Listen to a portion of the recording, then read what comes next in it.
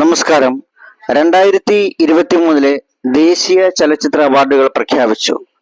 മികച്ച ചിത്രമായി 12th fail തിരഞ്ഞെടുത്തു.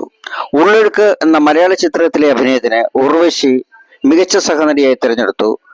പൂക്കാലം എന്ന ചിത്രത്തിലെ അഭിനയത്തിന് വിജയരാഘവനും മികച്ച സഹനടനായി തിരഞ്ഞെടുത്തു.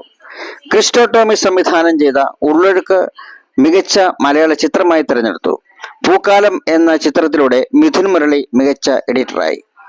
ദേശീയ ചലച്ചിത്ര പുരസ്കാരങ്ങളിൽ മികച്ച നേട്ടമാണ് മലയാള സിനിമ കൈവരിച്ചതെന്ന് മുഖ്യമന്ത്രി പിണറായി വിജയൻ പറഞ്ഞു. മലയാള സിനിമ കൈവരിച്ച നേട്ടത്തിന് മന്ത്രി സജി ചെറിയാനും പ്രതിപക്ഷ നേതാവ് VD സതീശനും ആശംസകൾ അറിയിച്ചു. കേരള ഫിലിം പോളിസി കോൺക്ലേവ് മുഖ്യമന്ത്രി പിണറായി വിജയൻ ഇന്ന് രാവിലെ തിരുവനന്തപുരത്ത് ഉദ്ഘാടനം ചെയ്യും. ചലച്ചിത്ര നടനും മിമിക്രി താരവുമായ കലാഭവൻ നവാസ് അന്തരിച്ചു. അദ്ദേഹത്തിന് 51 വയസ്സായിരുന്നു. അഭിനയിച്ചുകൊണ്ടിരുന്ന പ്രകമ്പനം എന്ന സിനിമയുടെ ഷൂട്ടിംഗ് കഴിഞ്ഞ് ചോറ്റാനിക്കരയിലെ മുറിയിലേക്ക് പോയ നവാസിനെ മരിച്ച നിലയിൽ കണ്ടെത്തുകയായിരുന്നു. മിമിക്രി രംഗത്തിലൂടെ മലയാളികൾക്ക് സുപരിതനായ കലാഭവൻ നവാസ് 1995 ചൈതന്യം എന്ന ചിത്രത്തിലൂടെയാണ് മലയാള സിനിമാ രംഗത്തെത്തുന്നത്. അതിനുശേഷം നിരവധി സിനിമകളിൽ അദ്ദേഹം അഭിനയിക്കുകയുണ്ടായി.